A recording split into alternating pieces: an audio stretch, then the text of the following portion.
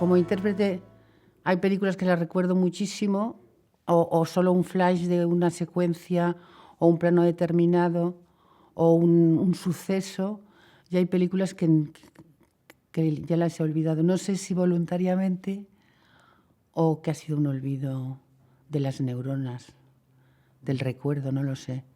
Pero quiero decir que no tengo en mente mi proceso como intérprete en el cine, no lo tengo así continuado. Que de repente pues me acuerdo mucho de Glauber Rocha y la película no salió especialmente bien, pero me acuerdo de la personalidad de Glauber y que ella le admiraba antes.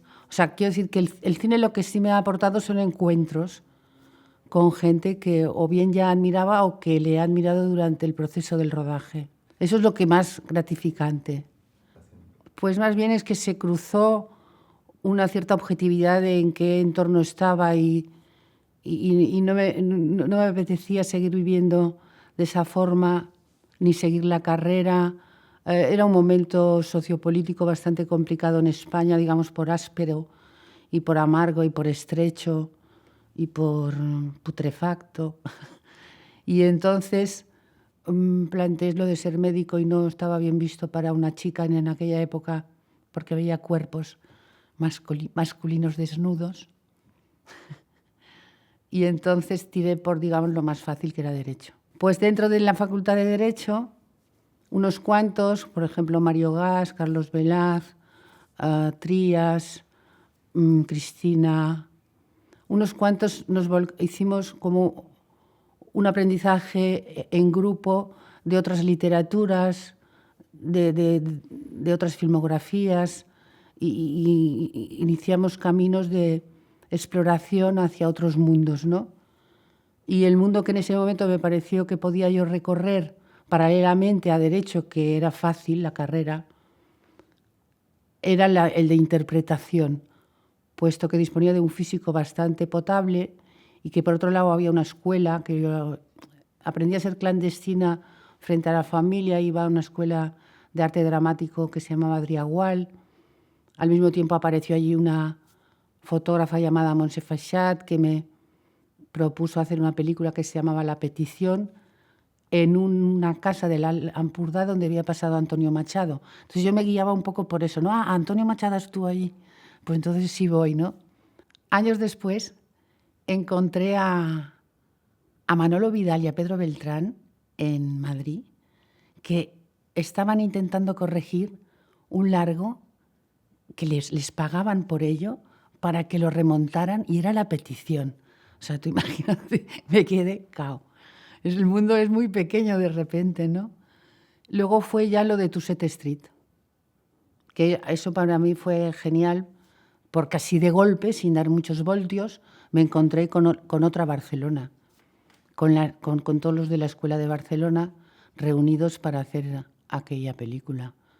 O sea, conocí a todo lo mejor que había en el aspecto creativo. Aunque no estuvieran inmersos, pero también conocí, por ejemplo, a Núñez, ¿sabes? O sea, conocí a Jacinto Esteban, a Joaquín Jordá, a Carlos Durán, a Jorge Grau, que no era de la escuela, pero sí, a Suárez, a Gonzalo Suárez. El gran gurú era Ricardo Muñoz Suay, que se había ido de Madrid y se había plantado en Barcelona, y era como, digamos, el que los atrajo a todos, ¿no? En una productora que montó. Y entonces al encontrarse seres que tenían inquietudes, que habían dejado también sus carreras, menos Ricardo Bofill, que sí que estaba de arquitecto, pero de arquitecto vanguardista. O sea, todos los demás eran como gente que se creía intrépida y que buscaba, amante del nuevo cine, de la Nouvelle Vague, del cine italiano novísimo, y que lo que quería era romper los esquemas del cine clásico y establecer un cine más de intuición y de prodigio y de magia. Y esa gente pues se aglutinó en un proyecto muy extraño, que no era nada de todo lo que te acabo de decir, que se llamaba Tusset Street, que era una película al uso de Moderno tenía el local, que era un bar o una cafetería o un dancing o todo junto, que se llamaba la calle Tuset, que era la más moderna de Barcelona en aquel momento, y era donde, digamos, era una calle pues bastante pija y bastante new, y pintaba todo del mismo color, y seamos todos muy modernos y muy vanguardistas. Con Sara en la película tenemos ya distribución y exhibición asegurada, ¿no? Quiero decir que eso lo hicieron como anzuelo. Y entonces pues había un pequeño personaje femenino de una chica y entonces montaron ahí pues miles de... un casting que debieron ir a pescar por todas partes de la ciudad. Nos reunieron ahí en las oficinas de Ricardo y nos hicieron las pruebas y al final de la prueba yo llegué la última, claro, me hicieron la última y me comentó el segundo que estaba en la cámara y tal, me dijo, tú tampoco te esfuerces mucho porque no tenemos material. O sea, que hicieron todas las pruebas sin material porque como era muy caro, pues, o sea, lo debían elegir a ojo. Había un festival en Nancy y fueron los del Adriagual con la primera historia de Esther de Salvador Espriu. Púsose mala la primera actriz, que se llamaba María Tubau, y entonces fui yo de sustituta, que estaba en la escuela.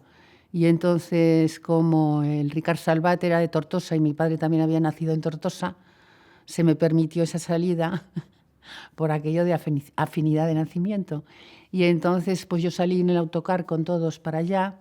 Se hizo el festival y en el festival, durante el festival, ya tuve un shock muy interesante, que es porque vi Brabant and Puppet, vi una serie de espectáculos nuevos, vi otra cosa del teatro, incluso muchísimo más allá que lo que yo estaba viviendo en Adriagual, ¿no?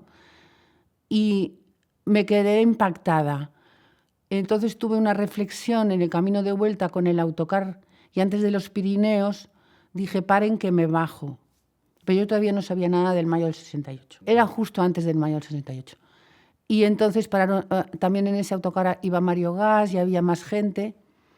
Y 3 o 4 paramos y nos quedamos en la carretera y fuimos en autostop hasta París, que es donde también debutaba Peter Schumann, que es el que habíamos conocido justo antes. Y fuimos en autostop, no nos paraba nadie a todos, y llegamos a París y yo había conocido a Mehmet, era un turco de la obra turca que se presentaba en el Festival Internacional. Él me presentó a unos profesores y como al segundo día de estar en París, estalló el mayo del 68. Iba yo por la calle y aconteció la primera gran manif, que había estado prohibida, del Día del Trabajo, que había estado prohibida en Francia X años, 12 creo. Y entonces en esta manif, ya entré en la manif, me fui con los de Nanterre, me quedé en Nanterre, o sea, ya me desprendí incluso de los compañeros, porque cada uno se fueron a la Casa de España, los demás, y ya me metí en la Sorbonne.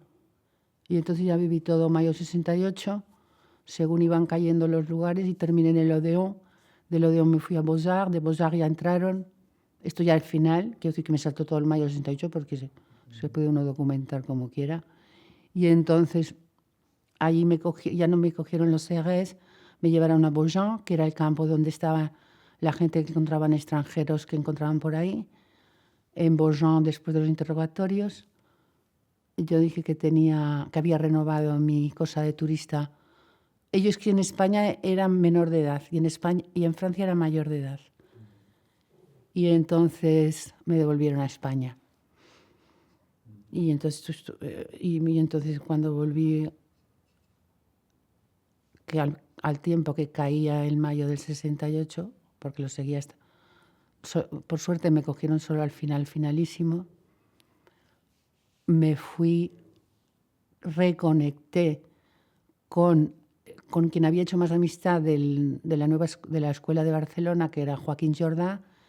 Me metió de baby sister en Cadaqués y estuve cuidando unos niños, los llevaba a la playa, y a partir de ahí vino mi despegue de apáñate como puedas. Y entonces ya acabó el verano, seguía yo sin pasaporte, no, estaba muy desubicada, hice una comuna urbana, era el momento siempre vamos después, ¿no?, de Estados Unidos en ese movimiento hippie y tal y cual. Todo lo que yo pillaba de trabajos, pues los hacía y ya vivía sola, quiero decir sola, autónoma. Bueno, en la comuna, que pagábamos menos, porque pagábamos entre todos, y empecé a trabajar de intérprete. Yo estaba haciendo otra obra de teatro, que me parece que era un Shakespeare, la Nit de Reis, y se ve que estaba de caza y captura porque le faltaba la Carlota Corday del Marat/Sade. Decidió que yo lo podía hacer, también hicieron unas pruebas, me pusieron el traje de Serena, que era mucho más pequeña que yo en el sentido físico, no en el artístico, y mi experiencia fue muy, muy de pataplaf porque toda la compañía ya estaba creada y yo entré como un cohete, ¿sabes? Tuve que aprenderme el texto de repentine. Adolfo me parecía uno de los dioses del teatro en España y yo estaba encantadísima, estaba feliz. De pronto conectaba con un tipo de teatro que sí me parecía del momento, que es vanguardia, y de repente salta Fraga desde la meseta y prohíbe Marat/Sade. Y antes de que lo prohibiera Marat/Sade, lo prohíbe el actor, pone en estado de excepción en Cataluña, y me quedo otra vez en el vacío. Pero vamos, mi relación con Adolfo Marsillac fue espléndida. Fue encontrarme con uno de los hombres que sabía más de teatro, que al tiempo se había agrupado con los Cátaros, que era un grupo novísimo de teatro, y estaban todos como emocionados haciendo la función, así que la función salía emocionante, el público se emocionaba, se soltaban viva la libertad al final, que no tenía nada que ver, pero o sea, era como seguir en el 68, en el mayo en París, un poco parecido. No tenía pasaporte. En Barcelona había inquietudes, pero no continuas, inquietudes teatrales o cinematográficas. Entonces, Joaquín Jordá conectó con Querejeta, Elías, para que yo formara parte de una cosa que iba a hacer con Víctor Erice que se llamaba Los Desafíos. Y por eso me vine a Madrid a participar en el rodaje de Los Desafíos. Aconteció algo misteriosísimo que hasta ahora no se me ha explicado. Y en el último momento se decidió que yo no iba a participar en Los Desafíos. Y aquello fue para mí un desgarro tremendo, porque veía que perdía la conexión con otro tipo de cine interesante que estaba en Madrid. Tuve un desgarro grande, muy grande, y empecé a ensayar con Juan Diego una obra cubana de Triana que se llama La Noche de los Asesinos. Y el lugar donde nos llamaron primero fue en Barcelona. Fuimos con La Noche de los Asesinos a Barcelona y ahí, en ese teatro, me pilló un representante al uso de Madrid llamado Quique Herreros. Ese representante, que era de Iglesias y de más gente, super VIPs de Carmen Sevilla y así, dijo que yo iba a funcionar genial como extraña, joven, moderna en Madrid, y me fui a Madrid pensando que al menos podría vivir del cine. Y así fue como llegué a Madrid, digamos de una forma más sedentaria, bajo el auspicio de don Enrique Herreros. O sea, de repente aquello era, ¿qué hago yo aquí? ¿Pero por qué estoy? Ah, sí, ya me acuerdo, es porque tengo que comer. Pero quiero decirte que era un tipo de cine, es el cine este que se da en, ¿cómo se llama? El cine de barrio, ¿no? Ese programa. Pues eso, que a mí personalmente como intérprete no tendrá sus cosas, que no sé cuáles son sus cualidades, pero para mí no tenían ningún interés, desde ningún punto de vista.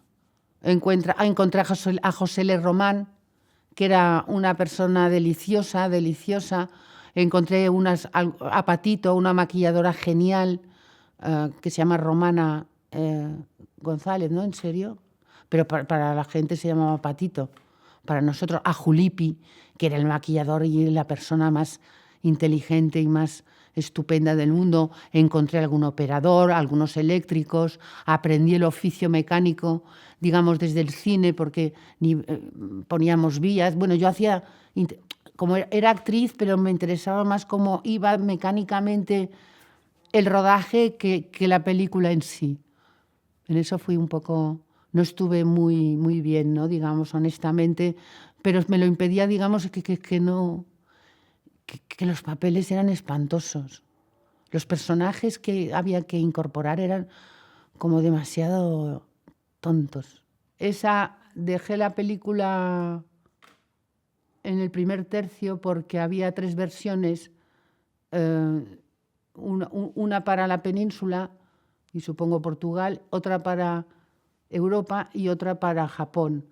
Y entonces, cuando me enteré de eso durante el rodaje, me auto-teicé, me tomé 4.000 test juntos para que me diera un paraplus, para que aquello pareciera normal, para que me diera un ataque de nervios, y me autoingresé en un manicomio para que no se me pudiera demandar,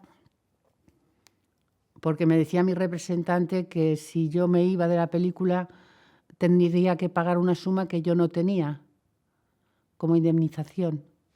Y entonces me recluí en este lugar de Barcelona hasta que encontraron a otra actriz y terminaron la película. Era un culo más cerca o más lejos, supongo, o piernas más abiertas o más detalles del pubis. No me abrí las piernas para Japón, pero no en el sentido que no quería que los japoneses me vieran de piernas abiertas, sino que había el engaño previo. Si esto te lo dicen en un contrato y te lo dicen al principio, pues tú decides si lo haces o no lo haces. Pero que fuera secreto incluso para los intérpretes me pareció una pasada. Fue muy divertida porque si te ponías en un plan un poco si pillabas distancia, yo es que pillaba bastante, eso no debe ser bueno, pero pillaba un poco de distancia porque me divertía más.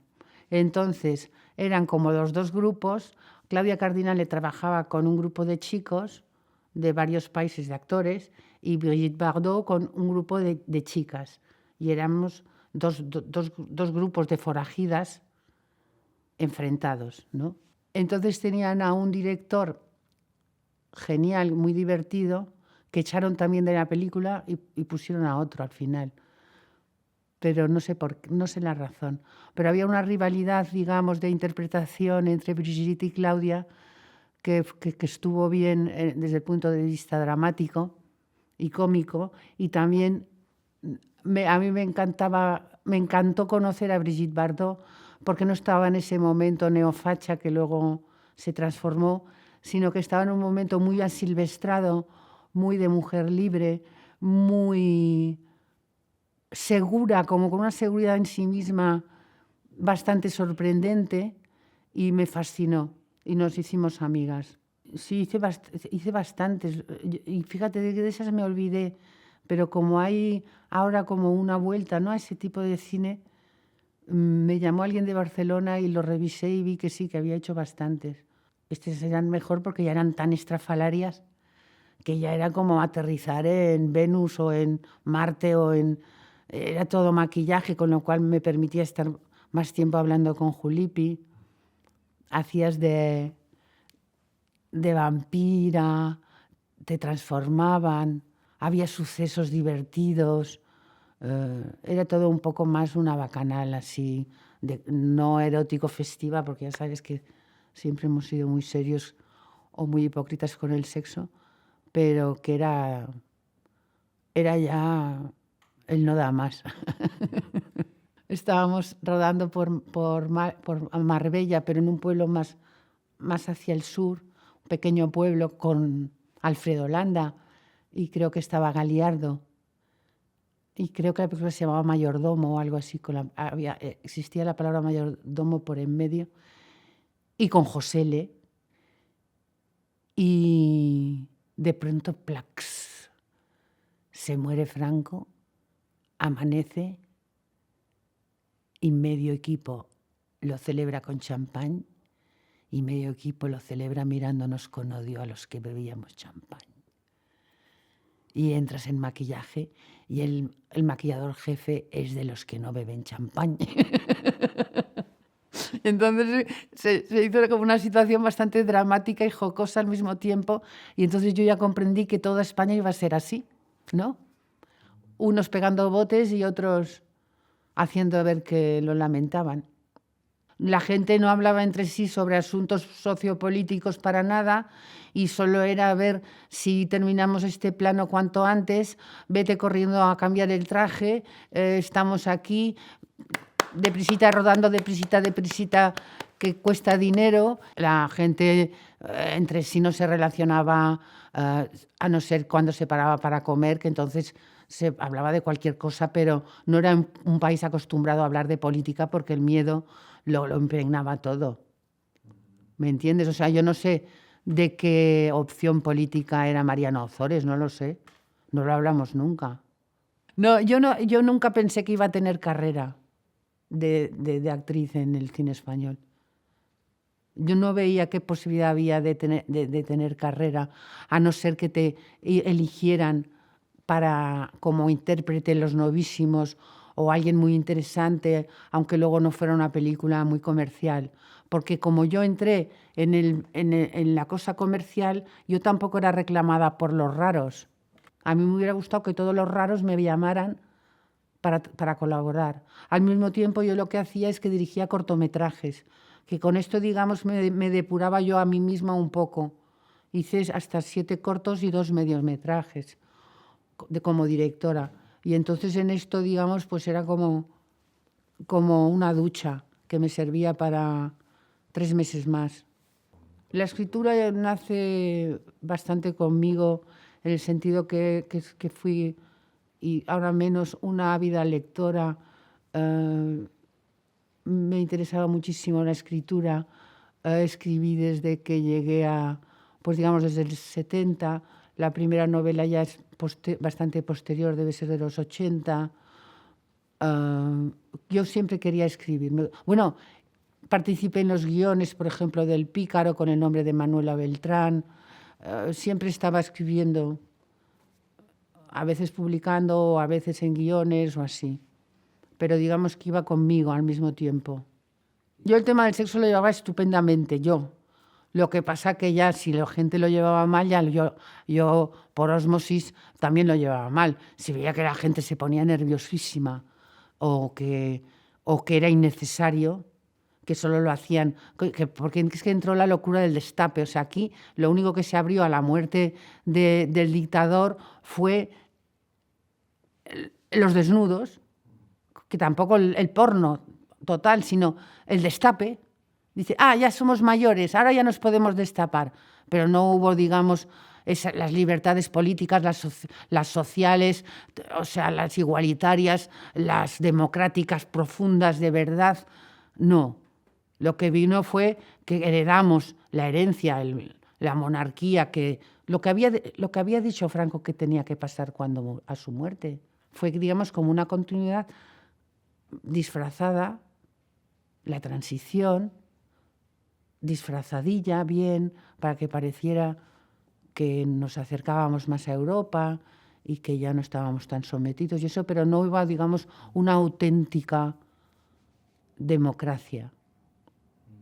Y el destape pues tapó un poco todo esto, ¿no? El destape distrajo un rato largo. Y yo dentro del destape pues creo que me duché, porque la gente se ducha desnuda con cámara, o hice cosas de esas.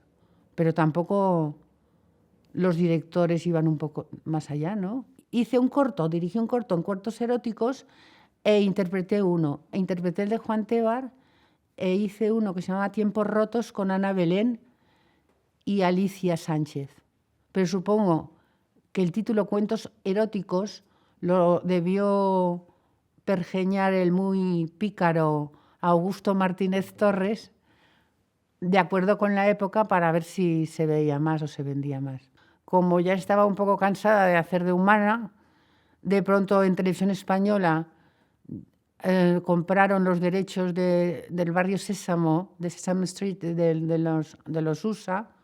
Se vinieron aquí unos americanos a hacer un casting de gallinas, porque ellos tenían The Big Bird, y aquí se hizo, Lola Salvador hizo los primeros guiones, y aquí en vez del Big Bird querían una gallina giganta. Nos hicieron a una serie de humanas, veinteañeras o antes de los 30, un casting, y yo gané el casting de gallina. La gallina era así, y aquí estaba, hola, aquí estaba el pico de la gallina, ¿eh? O sea, que tú imagínate. Y iba así, dentro de la gallina. Y llevaba aquí un monitor que pesaba un huevo, porque era de los primeros que había, que yo veía todo el plató porque yo era una gallina ciega. ¿Comprendes? Como estaba dentro y todo era plumas, yo vivía en una cueva y solo me veía los pies. Entonces, en este monitor veía todo lo que ocurría en el plató, solo que la imagen estaba invertida. Así que se despertó la otra parte de mi cerebro gracias a la gallina, porque yo tenía que automáticamente recolocar siempre todos los gestos al revés. En vez de irme hacia la derecha, me tenía que ir hacia la izquierda. Y eso era deslumbrante. O sea, ese ejercicio era maravilloso. Y entonces, el primer día me soltaron como prueba a unos niños gitanos de unos 3 o 4 años, y no hay cosa que aterrorice más a los niños, sean gitanos o payos, que las gallinas. Y llegan los niños y ¡ya! Todos los niños gritando ¡ah! Y ahí comprendí que me lo tenía que ganar a pulso, que tenía que ser una gallina que pareciera que no iba a picarles ni a hacerles daño ni nada. Y entonces ese personaje me lo trabajé muchísimo más que a las humanas que yo había interpretado en las otras películas, fíjate. O sea, trabajé mucho más cómo ser una gallina agradable, cautivadora, magnética, que no espantara a los niños, sino que les atrajera Y además me podía inventar lo que quería, porque como estaba allí dentro y nadie sabía lo que tenía que decir, decía lo que quería. Fue fantástico. Fue mi mejor momento como intérprete. Sí, sí. Con 1 año de éxito gallinacio estaba cumplido. No, de verdad, porque es que fue eso de notar que te esfuerzas y que tienes buenos resultados. Me hice mucho más famosa por la gallina que por nada. Yo iba por la calle y las señoras, no se me veía nadie sabía quién era la gallina, pues todo el mundo lo sabía. Y le decían a los pobres niños, ¡es Caponata! ¡Es Caponata! Niño, pide un autógrafo a Caponata. Y el pobre niño me miraba. Y yo decía, ¿qué va? Tu madre está mintiendo. ¿Cómo voy a ser yo una gallina? Y era mucho más gracioso todo esto que todo lo demás. Estaba en la casa campo bajo una encina, tenía una mesa y un servidor que se llamaba Enrique Soto, que le llevaba un plátano y un yogur, y yo estaba en otra mesa, vestida de antiquísima, mirando a Fernán Gómez desde la lejanía, porque era un mito ya.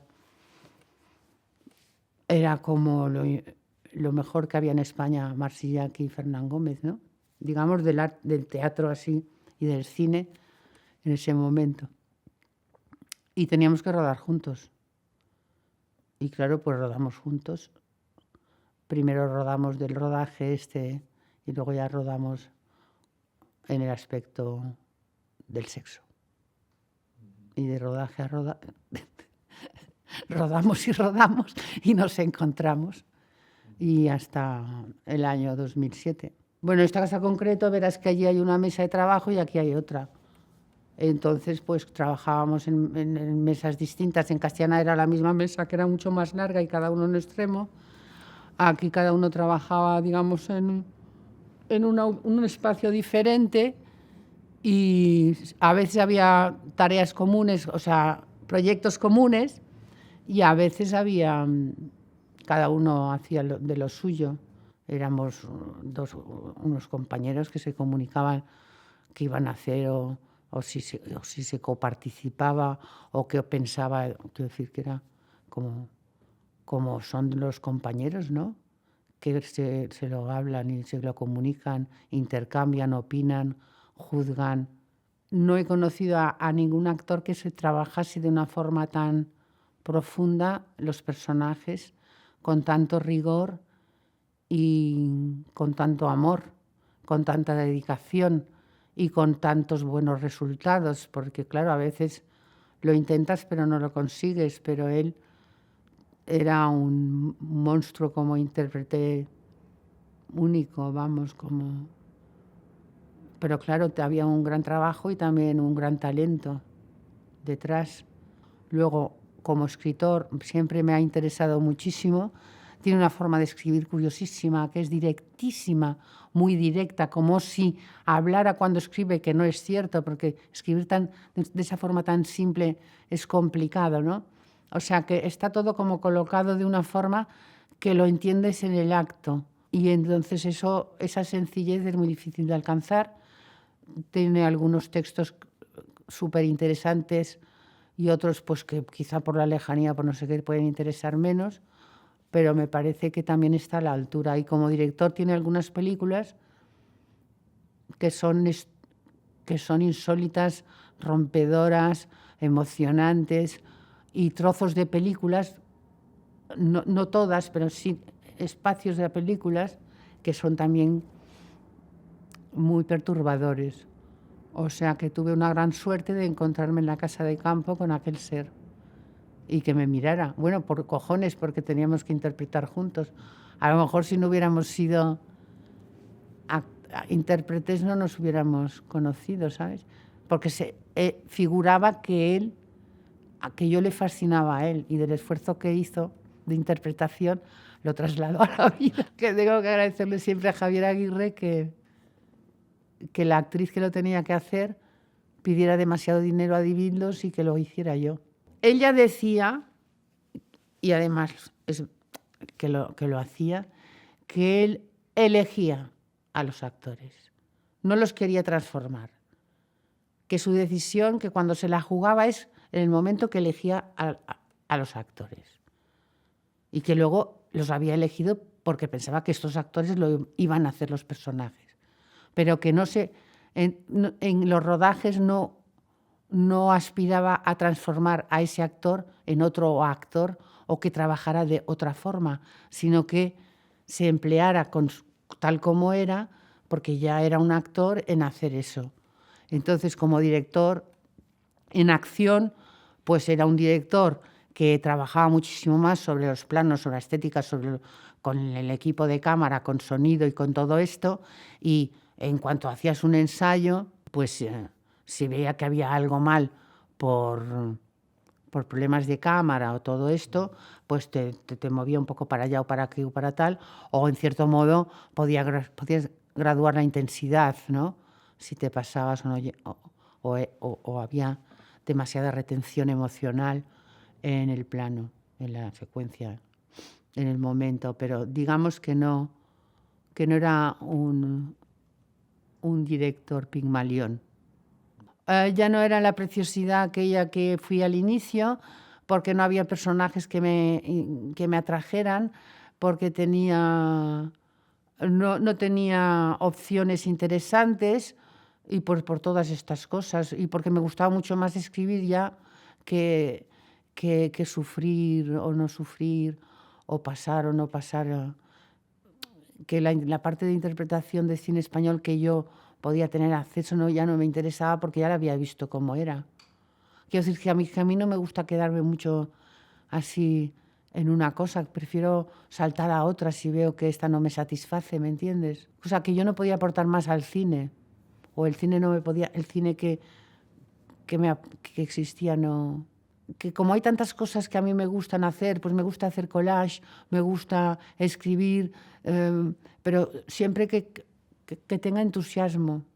Hombre, lo que más me atrae es cómo está el panorama, si hay gente que consigue rodar y transmitir algo si hay una evolución más interesante, si la gente está menos atada al miedo, si hay más creatividad, si hay más locura, si hay más antisistema, si hay más rompe cosas en el sentido de romper, que no sea todo chico conoce chica o cosas así, ¿no? Si hay más locura creativa que haga más interesante las películas, el resultado final, o si se puede alcanzar un resultado, si una gente joven puede conseguir rodar lo que quiera. Que no he tenido ninguna transformación burguesa.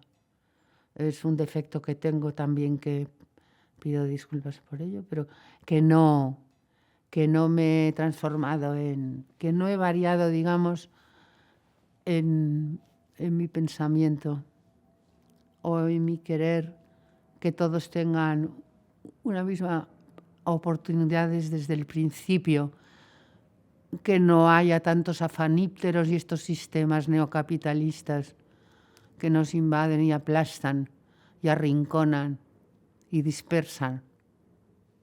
Sigo igual en eso. O peor, porque ya veo que de momento no vamos mucho más allá, ¿no?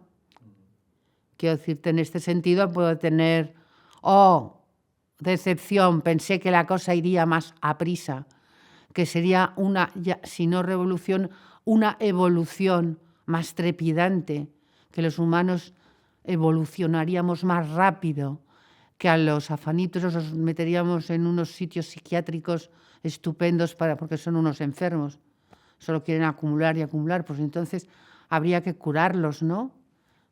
Ingresarlos y transformarlos en seres normales en el sentido de la solidaridad y de la mirada al otro y de que pa' qué tanto, tanto, tanto y tanto. No sé, cosas así.